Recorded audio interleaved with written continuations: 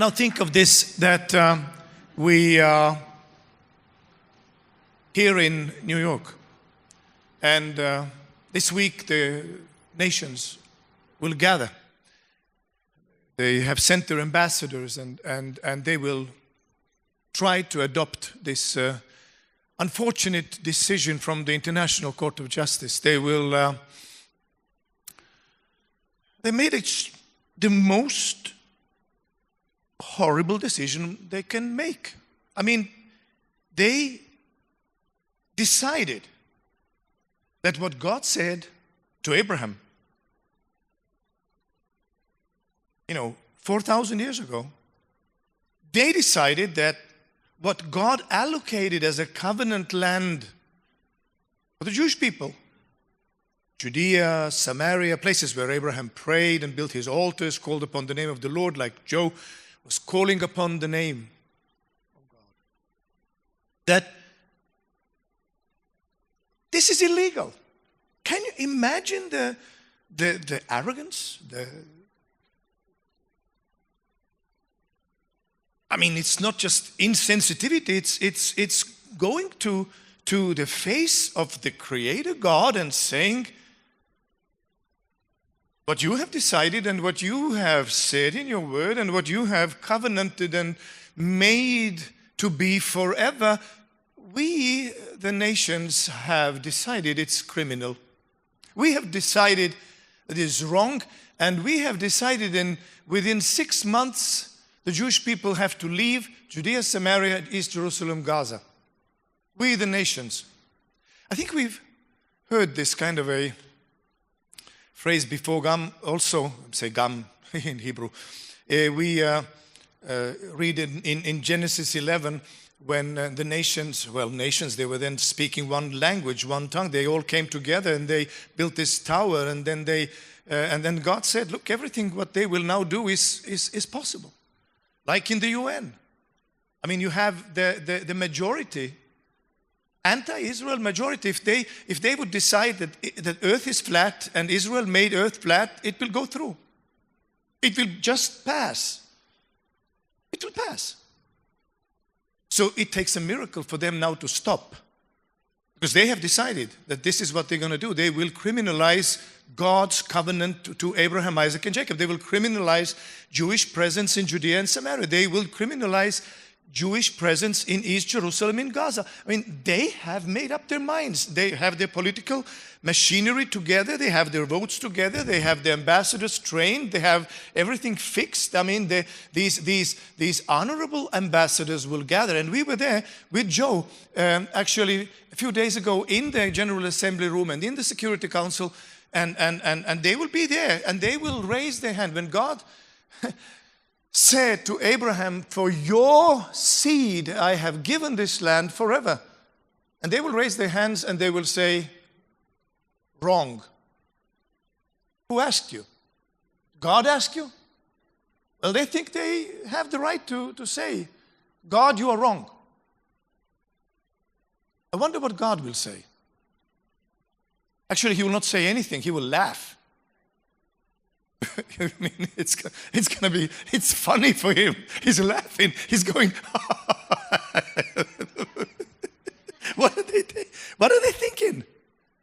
You're telling Creator, you're telling God, you're telling me? You're telling me what is right, what is wrong? You're telling that you have the majority and that's why you are right? He will laugh. I think he's laughing now. He's laughing over this thing. Now there was something that happened, in Genesis 11. Everything was, what they had set their minds to do was, in their reach. And yet, he confused their tongues. And he scattered them. I was walking by the UN building. I was saying, will you do it again? Would you do it again? I don't know what God will do. I mean, we are here to pray. We're here we are here from more than 30 nations.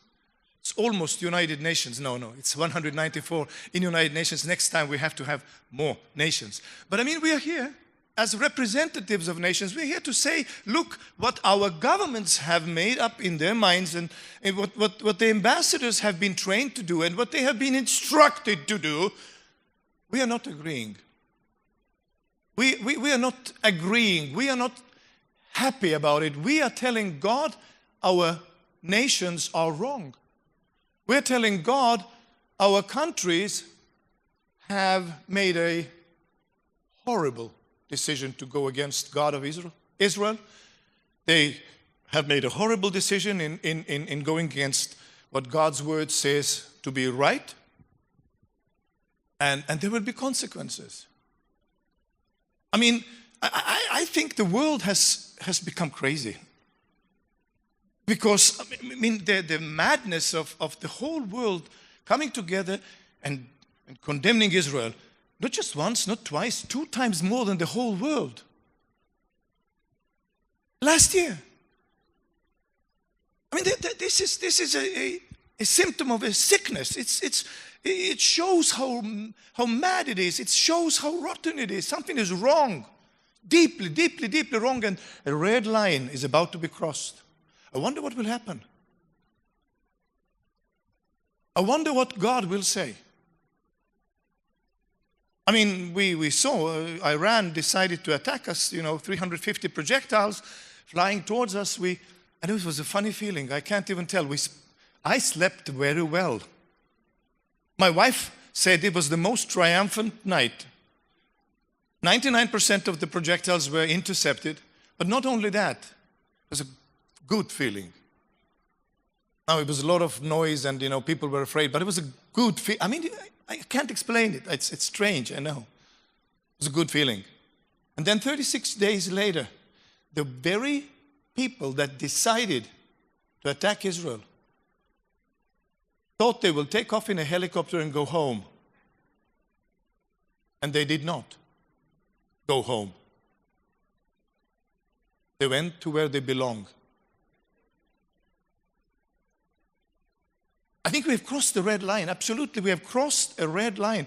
And I mean, you remember this Turkish MP who stood in the Turkish parliament and he invoked the curse of Allah and died. The Spanish deputy prime minister who had the guts to say from the river to the sea, and I don't want to repeat, because from the river to the sea is actually what God told Abraham. It's your land from the river to the sea.